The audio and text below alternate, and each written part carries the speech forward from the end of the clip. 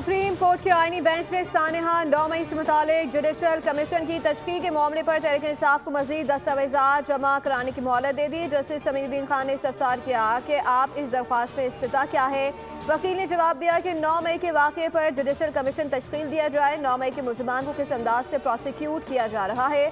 Justice Mohammad Ali मजहर ने remark किए कि सिविलन के मिलिट्री ट्रायल से मुतालिक इस्तदा तो आपकी गैर मौसर हो चुकी है, वो तो अलग से केस चल रहा है। जस्टिस जमाल ममदूखेल ने इस्तफसार किया कि किस कानून के तहत जुडिशल कमीशन बनाया जाए।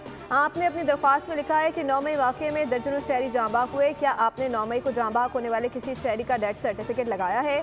कोई एक सर्टिफिकेट तो हमें दिखा देते। अदालत ने तहरीक इंसाफ को मज़ीद दस्तावेजात जमा कराने की मोहलत देते हुए सानेहा 9 मई पर जुडिशल कमीशन की तश्कील के लिए दायर दरख्वास्त पर समाअत खैर मुय्यना मुद्दत तक के लिए मुलतवी कर दी।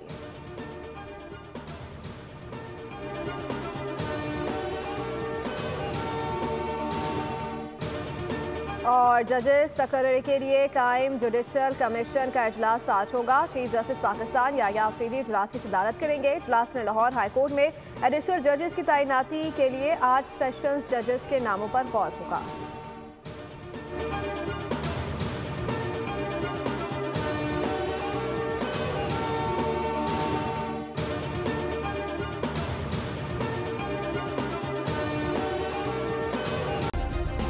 सब्सक्राइब करें और बेल दबाएं ताकि कोई खबर रह न जाए।